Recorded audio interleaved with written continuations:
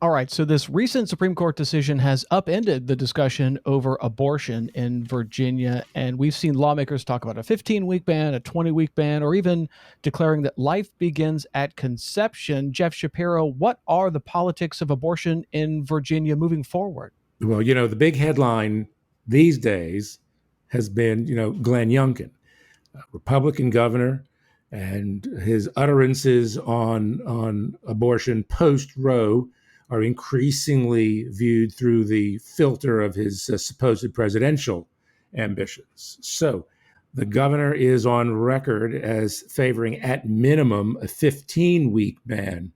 But you and I have discussed this.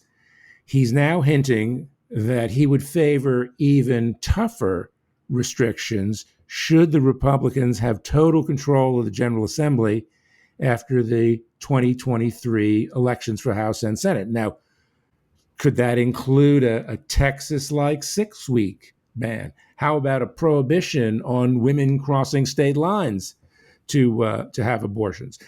So, not surprisingly, this has the Democrats digging in. They want to preserve the status quo. That's essentially unrestricted access to abortion in the first and second trimesters of a pregnancy. And abortion would be permissible, remain permissible in the third trimester if a woman's health or life is imperiled.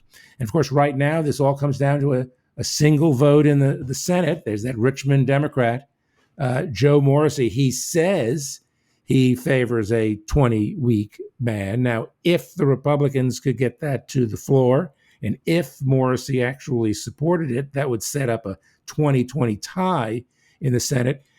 And that would be broken by the Republican Lieutenant Governor Winsome Earl Sears, and the governor could get a bill. But, don't hold your breath, Michael. Polling still shows Virginia to be an abortion rights state.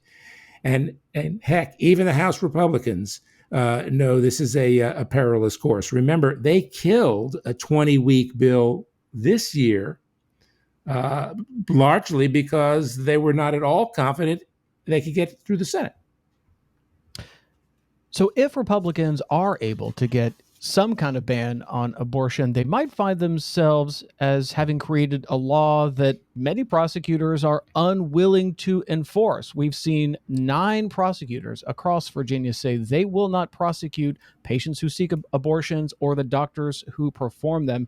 Jeff Shapiro, how does that influence this discussion that we're having about the abortion laws? Now, these 9 prosecutors are all progressive prosecutors. They serve in the most heavily populated areas of the state. Read those areas with the most Democrats. So clearly, these elective Commonwealth attorneys are mindful of the electoral implications of the abortion question post Roe. But these are just among the many, if you will, excited utterances by Democrats and Republicans following the reversal of Roe federal abortion rights by the U.S. Supreme Court.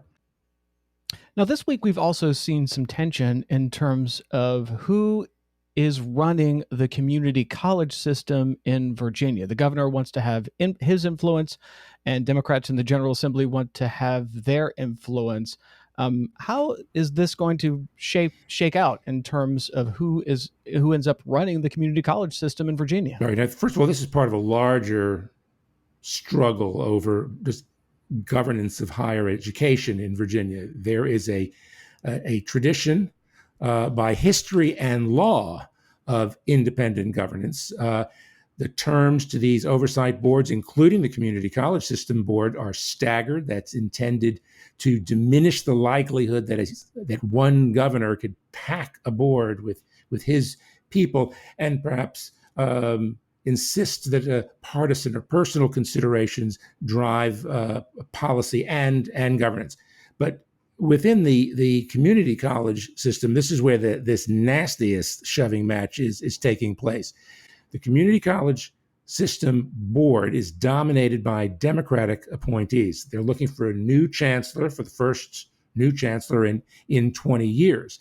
That Democrat-controlled board offered a Michigan educator the chancellorship over the objections of Glenn Youngkin, who wants to see some changes in the community college system because of some very significant declines in enrollment. The prospect, knowing that he was not wildly welcome by the Republican governor, withdrew, setting up this new search.